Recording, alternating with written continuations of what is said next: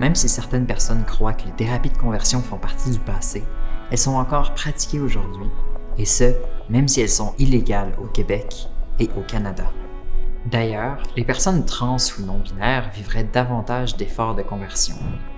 La non-binarité est une identité de genre. Elle n'est pas liée au sexe de la personne, mais à la perception qu'une personne a d'elle-même.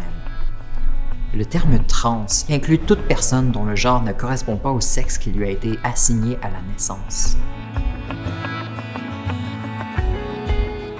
Donc, toutes les personnes LGBT sont en risque de subir des thérapies de conversion, mais on voit qu'un des groupes qui est les plus touchés, c'est les personnes trans et les personnes non-binaires. Donc, les personnes dont l'identité de genre ne correspond pas au sexe qui leur ont été assignés à la naissance. Donc, on sait que ces populations-là font face à plus d'incompréhension. Et ça peut expliquer un des facteurs pour lesquels ils sont plus touchés par les thérapies de conversion.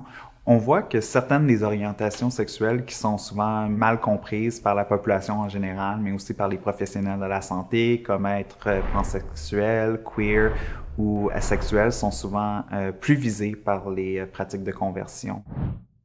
Contrairement à ce que plusieurs continuent de croire, la bisexualité n'est pas une phase dans le développement d'une personne, ni un effet de mode.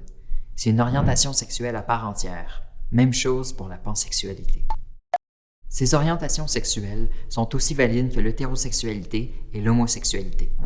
Les études suggèrent que l'asexualité est un rapport spécifique à la sexualité qui n'est ni un trouble du désir ni une maladie. Les personnes asexuelles n'ont donc pas de problème à régler et ne doivent pas subir de la pression pour devenir des personnes ayant une sexualité.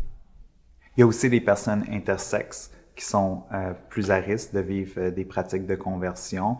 Les personnes intersexes sont des personnes nées avec des caractéristiques sexuelles primaires et ou secondaires qui ne correspondent pas aux catégories médicales binaires et normatives de ce qui est considéré comme étant mâle ou femelle. Donc, les personnes intersexes peuvent ressentir de la pression du domaine médical, mais aussi de la famille, de se conformer donc à ce sexe-là qui leur a été assigné à la naissance, même si leur identité de genre en diffère. On voit aussi qu'il y a plus de thérapies de conversion dans les populations migrantes et les populations racisées, aussi dans les populations autochtones. Bon, on peut penser que le colonialisme a un rôle à jouer. Les peuples colonisateurs sont arrivés au Canada, ont apporté leur culture, puis leur vision, puis leurs normes par rapport au genre et à la sexualité.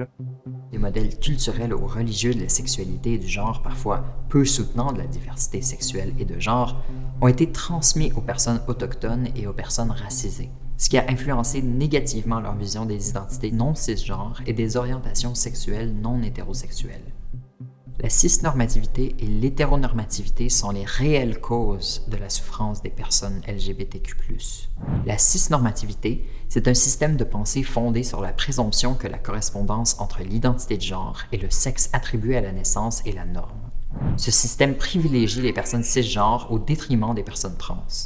La cisnormativité peut aussi se traduire par le déni de l'existence des personnes trans. L'hétéronormativité, c'est un système de normes qui établissent l'hétérosexualité comme souhaitable et préférable à toute orientation sexuelle. Dans une vision hétéronormative, les orientations sexuelles différentes de l'hétérosexualité sont considérées comme anormales, indésirables et à corriger. La source de la souffrance n'est pas interne, mais bien externe. Elle ne découle pas de l'orientation sexuelle, de l'identité de genre ou de l'expression de genre, mais plutôt des mauvais traitements, des discriminations qui visent les personnes LGBTQ+, ainsi que de l'image négative de la diversité sexuelle et de genre, qui peut être intériorisée par les personnes.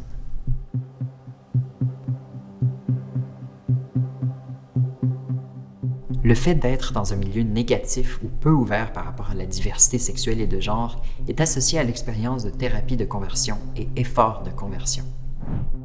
Les 2/3 des personnes ayant subi des efforts de conversion identifient des membres de leur famille comme responsables d'avoir souhaité ces pratiques de conversion ou d'avoir mis de la pression pour les essayer. Les efforts de conversion ne sont pas toujours conscients ou clairs. Certaines attitudes des parents peuvent valider ou invalider les comportements de leurs enfants. Il arrive que des parents briment les comportements qui ne correspondent pas aux normes du genre. Les études montrent que le soutien parental est un facteur déterminant dans l'épanouissement et le bien-être des jeunes LGBTQ+. Pour les parents qui trouvent difficile d'accepter l'orientation sexuelle, l'identité ou l'expression de genre de leur enfant, Une aide professionnelle peut être aidante pour faciliter le processus d'acceptation. L'une des façons les plus efficaces de soutenir un enfant trans est de l'appuyer dans l'affirmation de son genre. Ça peut prendre diverses formes: respecter ses pronoms et son prénom affirmé, l'accompagner dans des démarches de transition, accès à une clinique pour hormonothérapie, lui procurer des accessoires d'affirmation de genre, soutenir une démarche de changement légal ou défendre ses droits.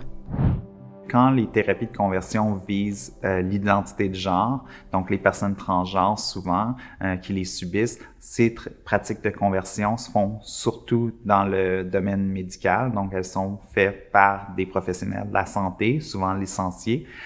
Et quand on regarde les pratiques de conversion qui visent l'orientation sexuelle, ce qu'on voit, c'est qu'elles sont plus faites par des gens qui sont associés à des organisations religieuses. Environ la moitié des personnes qui ont été impliquées dans une thérapie de conversion ne connaissaient pas les véritables objectifs de la démarche et n'y avaient donc pas consenti de manière éclairée. Néanmoins, certaines personnes y ont consenti parce qu'on les avait convaincus qu'il y avait un problème avec leur orientation sexuelle ou leur identité de genre. Les lois interdisant les thérapies de conversion sont un pas dans la bonne direction pour protéger les personnes LGBTQ+. Il faut toutefois rester vigilant et vigilante parce que, malgré la criminalisation des thérapies de conversion, certaines personnes risquent de continuer à en pratiquer. Les personnes LGBTQ+, qui consultent un ou une professionnelle de la santé ou un ou une thérapeute doivent valider ses compétences et connaissances des enjeux LGBTQ+, et des lois sur les pratiques de conversion. Les parents des jeunes LGBTQ+, doivent également vérifier que le soutien professionnel offert à leur enfant est adéquat et respectueux de son orientation sexuelle, identité de genre ou expression de genre.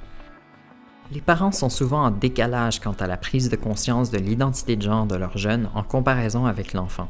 Le processus d'acceptation peut être long, mais il importe de trouver le soutien dont on a besoin rapidement. Des ressources existent pour les parents. Au Québec, l'organisme Jeunes Identités Créatives offre du soutien pour les enfants trans et leurs parents. Interligne organise des ateliers destinés aux parents d'enfants trans et des rencontres virtuelles sur des enjeux intersexes. Il y a le Centre de santé Meraki qui organise également des groupes de soutien pour parents et qui donne accès à l'hormonothérapie avec des médecins et des pédiatres transaffirmatifs utilisant le consentement informé. Trans-Outaouais organise des groupes de soutien virtuels pour les parents d'enfants trans. L'organisme PFLAG offre des services d'accompagnement aux personnes LGBTQ+, et à leurs familles. Parmi les autres organismes qui offrent du soutien aux parents de jeunes trans et non-binaires, il y a Sphère Santé Sexuelle Globale à Laval, Trans-Estrie à Sherbrooke et Trans-Mauricie Centre du Québec, situé à Drummondville. Pour davantage de ressources, vous pouvez consulter le répertoire de ressources disponibles sur le site d'Interligne. Il ne faut pas hésiter à aller chercher un soutien professionnel si nécessaire. Il est possible de consulter le répertoire des professionnels formés en santé trans sur le site de l'Institut pour la santé des minorités sexuelles.